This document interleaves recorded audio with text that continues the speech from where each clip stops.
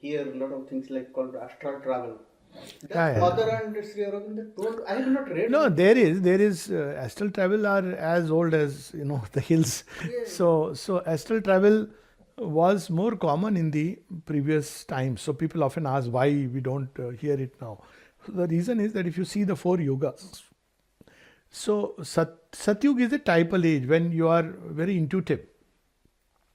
So intuitive means you are much more aware of this deeper element. Like as you said, it's a very unfortunate name, aboriginals. We should change it to originals. Okay, it's just my suggestion, because yeah, because you are aware. You see, all everywhere. By the way, so people are very aware of their inner truth. Why? Because the mind had not intervened. So that's the Satyug. So during that time, because you are intuitively aware, the mind is not saying, is it possible? Is it not possible? But Harvard University has declared there is nothing like beyond the material universe. So, you don't have all these things. So, because you are filled with this spontaneous, intuitive sense that it's possible, it becomes so much easy. You step out of the body because gods are real to you. They're not some abracadabra hidden in some skies, which we have proved is nothing because we have sent a Voyager to Mars. No, the skies are always other dimensions. Now science is coming to that, but string theories, etc. But it was much more possible. Then during the age of Rama, which is Satyug, Treta, it becomes less. It is a power which you have to acquire. In Satyug, it's natural. You see many of these rishis of the Vedas, you hear about them because it's a typal age. In that typal age, man is spontaneously intuitive. Then there is a gradual fall. Why the fall is there is the another part of the question. And then there is, because something was missed. Body was, you see, person traveling astrally is living in joy, bliss. If the body dies, it dies. There is no death. You see many of these beliefs, you will see that there is as if no death. Body is dying, but there is this awareness spontaneously. And because of that, many things often people ask. You see, for example, I'm just taking aside, but if you see the way Indian Ayurveda developed, so Ayurveda doesn't have things like ventilator and resuscitation system. So people often say, why? I said, because there is a rebirth cycle. You know how to, when death comes, you know how to embrace it gracefully. But if you see the Western context, because I'm not saying whether it is the original teaching of Christ, it's not. But let's say how Christianity develops, that there is only one life, which that faith or belief came much later. So then if there is only one life, you better do something about that life. So all this pushings, but at one level it helped in development of the medicine, that there is only one life. So critical care came, all these things came. So this something was missing. So then in Dwapar we see it becomes even more. It enters into the vital. It's an age of heroism, vital age. So there again we see that this astral travel, all this becomes even more difficult. Rarely you will see in Mahabharata people traveling astrally. In Ramayana you will see Hanuman, Jojo, Sursa, Mukh Visrava, Tasudona Kapi Roop Dikhawa, as we talk about Angad, many of these. But in Dwapar you will not see, they are more human. They are not having very supernormal powers. I mean, there are some. But even Arjun, who is the hero of the war, he is not just like that he can do astral travel. Though he is given a special grace of going to heaven and engage in tapasya to get. But otherwise it's not common. In Kali Yuga, it's completely gone because you are dense into matter. And deep dense into matter, the denser you go, the lesser will be the astral travel. Because your body is now, consciousness is tied to the body. Again, there is a purpose because you can't ignore the physical base. So gain of Kali Yuga is so much work upon the physical matter as never before. There is no doubt about it. But now we are entering into an age where we are beginning to once again talk about these things even scientifically. As I said, people are talking about multiverse. Okay, now this multiverse is coming in a strange way. It is coming through virtual meetings. So it has captured the mind and imagination of the race. All these things start with capturing the imagination. So you have Matrix, it becomes a super hit movie. You have, Harry Potter. So people say it's imagination, but an imagination with which they connect. So slowly now this and I see more and more these youngsters having these experiences, which they are not able. Psychedelics, strangely. So you see how psychedelics came because 60s people wanted to break free from the same old pattern of life. So we want no education. That's how it started. Yeah. So then after that, people connected. No, we want to break down all these systems. So they broke many of these mental structures, can and cannot. So they wanted alternate experience. They didn't know how to get it. So they started with psychedelics. Many of them actually turned to yoga. Look at, the Beatles. They actually took to yoga in whatever, some form they took to yoga. They even came to India, followed some of these masters. So this started in the 60s, which I believe is because of the supramental manifestation in 56. So within just about 60 years, you see, man has begun to believe in such a possibility. Otherwise, you heard of Gyan Ganj, which is a Lupt place and lost horizon, and where there is a place where Shangri-La, where there are some beings who can travel. But now it is entering into the phrase. Just wait for another 20, 30 years, you will see this happening more frequent. But Mother and Sri Aurobindo did not encourage it. That's Sri Aurobindo at one place passingly mentions that at one time Mother used to travel to all these planets. Yes, and Mother herself, when she was asked about Himalaya and all this, she said, my child, I have seen all those places. I have not gone there physically, but I have seen it. Yeah, so there are so many stories, even authentic stories of Second World War where Sri Aurobindo intervened.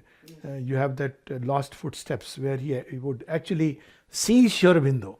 And so much so, look at the resemblance that Sri Aurobindo would come for 2 years and instructed this man who was on the verge of committing suicide. I think some people don't know, so I can just quickly recount. It's an actual book is available. Antonio Silvio Curious, I'm forgetting the name exactly, but Lost Footsteps. So this was a man in concentration camp who wanted to commit suicide.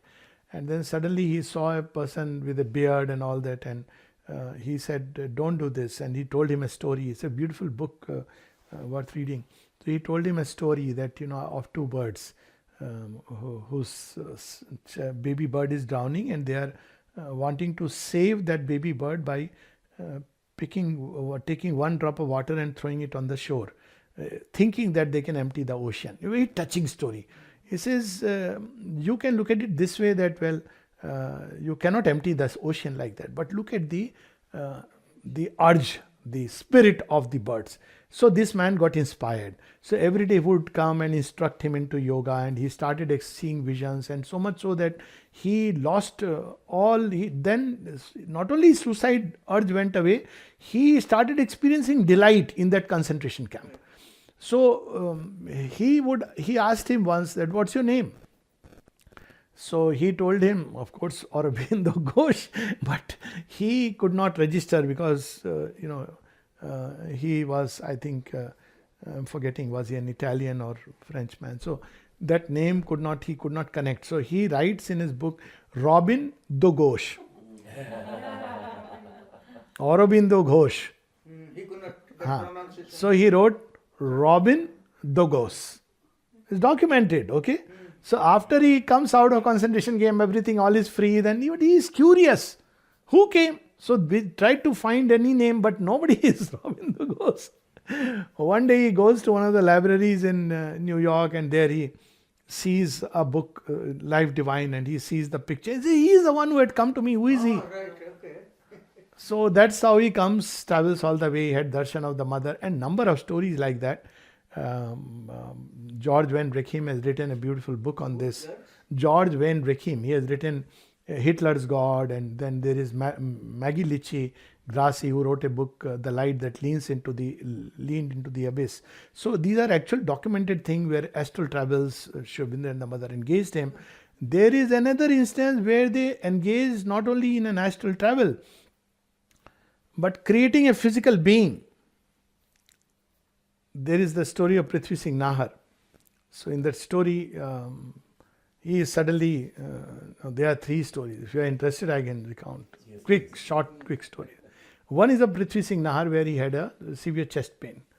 So he was Sri Aurobindo's typist. And at 35, he Mother gave him this work, you will type out Sri Aurobindo's, whatever he has written. So he said, but mother, I am suffering from this eye problem and I am supposed to grow blind very soon. Mother held his hand for some time and then she said, no, nothing will happen. So he continued to type till 70. He could continue to type, and if anybody had any doubts about what Sri Aurobindo has written, because he's right, Sri Aurobindo is like a cascade. Imagine Niagara and all other waterfalls flowing together. So that writing. So they would go to him to confirm what has it, and he would put it near the eyes and he would say this, the word. So that Prithvi Singh Nagar once had a severe chest pain, heart attack, it seems. So he prayed to Mother. And then he sees two tall beings come, very tall and handsome beings, come near him. And they told him that, he told them as soon as he saw, don't come near me unless Mother has sent you. He surrendered. So then they smiled, looked at each other, smiled. They were carrying a bag on their shoulders. They took out some herbs, kind of things from that. And then he experiences that they both suddenly dived into his heart. Really? Okay. And then he felt that they are massaging the heart from inside. And then they came out. He was relieved and everything. So next day he wrote a letter to the mother. Mother, did you send the Ashwin Kumars to help me? Oh, okay. He said, you prayed to me. How does it matter whom I sent? Mother knows actually. This is one story. This document, I am talking of not hearsay, is there in his book. You can read it. The other is Eshadi, documented story. Eshadi. She was supposed to have been Sri Aurobindo's wife, Mrilani Devi reborn. And she was in a distress call, to cut a long story short. She was, but reborn as Eshadi. Mrilani Devi died in 1918. So she was right from childhood very turned towards Sri Aurobindo and the mother. Life was a disaster. She went into the normal cycle of getting married and everything. Finally, she came and lived forever. But anyways, to cut the long story short, she was in Chennai. Apparently, she had a booking, confirmed booking, but there was no booking when she came. Those days, 30s, when you write a telegram, or 40s. And your booking comes by telegram. I have also known this kind of booking. Some of us may not know what it means. So, okay. Age of computer booking. So, if you have to book a seat from another place, so you send a telegram to the railways. Then they will acknowledge and say, okay, your booking is confirmed by telegram, return telegram. So the telegram didn't come, but she presumed that, our seat must have been booked, because people told, no, you must have got it. When she reaches Chennai, those days, 40s, this lady who is alone, young lady, discovered that the booking is not confirmed. Night 9 o'clock, what does she do? 10 minutes are left. She tried to find out, but they said, no, we have not received any telegram. So what does she do? She just prayed to Mother. Suddenly, two people come from it. Oh, Baudi, Babiji, sister-in-law, how are you? She said, what do you mean? No, we know you because, we were there in your marriage. Oh, is it? Okay, anyways, I am stuck here right now. What is your problem? She narrated this. Oh, come. In our coupe, there is one berth which is empty. You can come with us. So that moment in distress, she trusted, went there. And she says, I don't know what happened after that. It was like I'm in a drugged state. She traveled like that. Then she reaches Kolkata, which is quite a distance. Almost 30 hours plus those, I think it would have taken 40. And then she, throughout, she says she was in a drugged state. She did not even talk to them much, lost in her thoughts with Sri Aurobindo. And then she got down and all her family members had come to receive, because according to them, she is coming. So when they met her, she was very happy. Then said, you know what, Mother intervened and these two gentlemen, who came to the marriage. Then she looked around, they were nowhere to be seen. Again she asked Sri Aurobindo, you help me? He said, yes, you call it distress call. Means manifesting a human form. Yes. Okay. Now, if both these stories still, this is an experience I myself have had. So I can tell you now a very live experience. So it was in Pune. You were mentioning about Pune. So one day all the agarbattis got over. in my home, and every day I would put an agarbatti, and suddenly I felt how silly, stupid of me. Why didn't I keep more stock? And I was literally almost, feeling very bad. Not that now I put agarbatti, but there are different stages. So every day I must put agarbatti, and so I was feeling very sad. So that day I went to a study circle in Pune. So they said, no, we don't keep agarbatti. Nobody in Pune keeps ashram agarbattis. Agarbattis are available. I want only ashram agarbattis. Nobody keeps. So very inwardly very unhappy. So me and my wife, we were walking by and she's trying to console me. What is there so much? We'll pick up some agarbattis. So we know some agarbatti shops. So I stand before agarbatti shop. It's a small pavement. Huh? So like these walkways on the side, that bigger pavement, slightly, maybe those pavements, maybe another feet extra. So imagine you can't miss anybody there. Huh? So I cross that pavement. Immediately I see a shop. I cross a spot. Let's say I cross this spot and go to where the chair is. So I see a agarbatti shop and I ask them, ashram agarbatti. They show me all kinds of agarbatti. They don't even know what ashram agarbatti I'm speaking of. Now that makes it worse, because you find a shop but they don't have ashram agarbatti. He tells me, pick up from here. No, I don't want to. I have done so. I should have been more careful. I walk 2 more steps suddenly I feel like turning. Partly given up attitude. I turn and I see there is a man sitting here. A man who is poor man sitting on the pavement with a bora. Bora, you know what is bora? What do you call it? Jute bag. And on top of jute bag, he has got some agarbattis. Now, I have crossed him just few seconds before. There is some agarbattis. So I go and see. All of them only ashram agarbattis. Oh, beautiful. Which one? Lotus. Only lotus. Here's nothing. Yeah, that small one with that. I was so overwhelmed. I asked him, I mean, you got it from ashram. He is in such a hurry. He says, if you want it, you take it. Almost annoyed. It's like somebody who has come from some plane and saying, you take it. It's very painful. Now these are words I am putting into his mind, whatever he thought, but he was very annoyed. Why am I asking a meaningless question? You want it? You tell me. You don't ask me ashram agarbattis how I got. He doesn't know my background. So I said, I want all of them. Very happy. So he put them all in the bora, jute bag.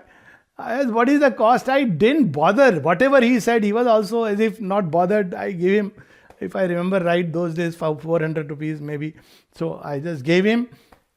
And all tears and joyous and, with that jute bag.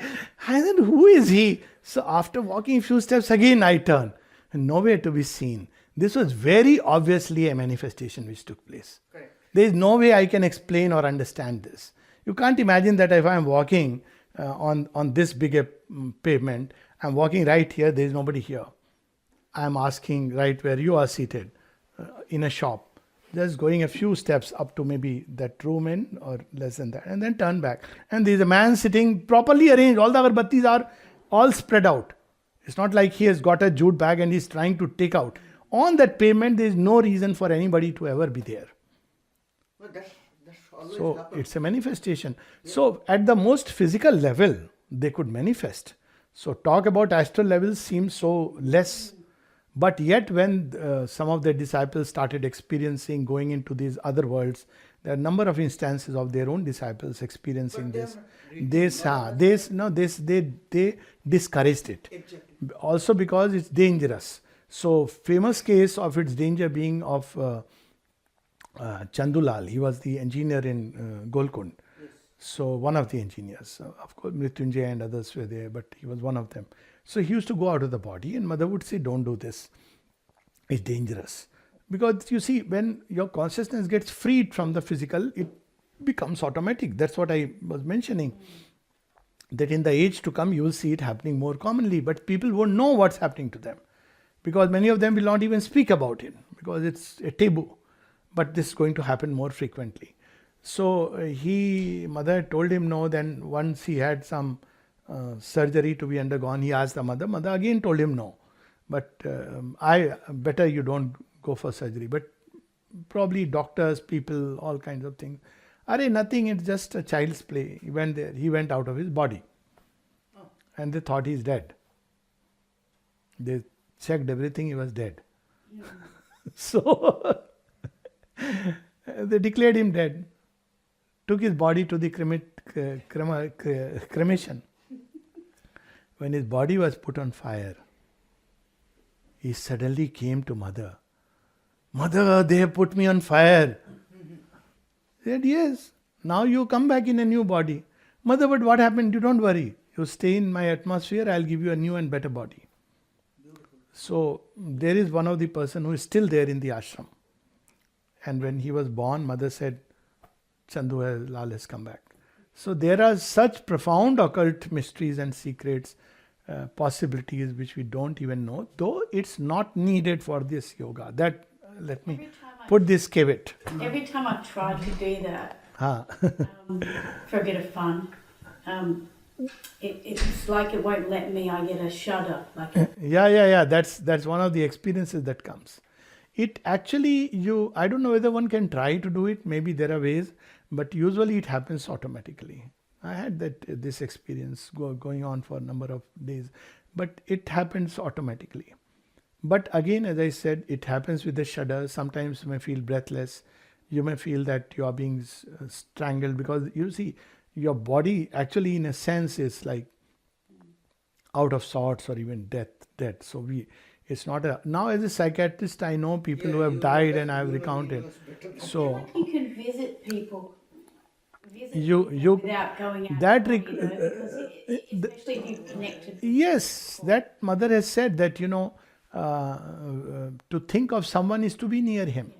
So that is much simpler and easier to think about people if you want to help them, or, through sympathy and feelings. Heart reaches out to heart, even without being aware. And I mean, people suddenly, experience. And then, of course, there are occult ways by which you can channelize thought, where you send a thought formation. But for that, the will must be developed. So if the will and concentration are developed, there is real goodwill.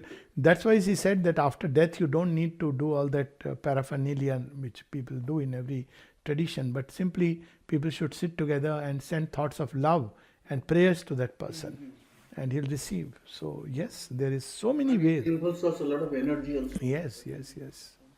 So there's a whole world that Mother and Sri Aurobindo have revealed, which we can become aware, and there's so much which is well within our reach. Sending thoughts and prayers is known, but they of course confirm it. Sometimes when you get desperate and you're reading, then suddenly you go through the book. Exactly. Yeah. These are all. I have faced that many times. Yes. Suddenly you open a book. Suddenly you get some message from somewhere on your cell phone.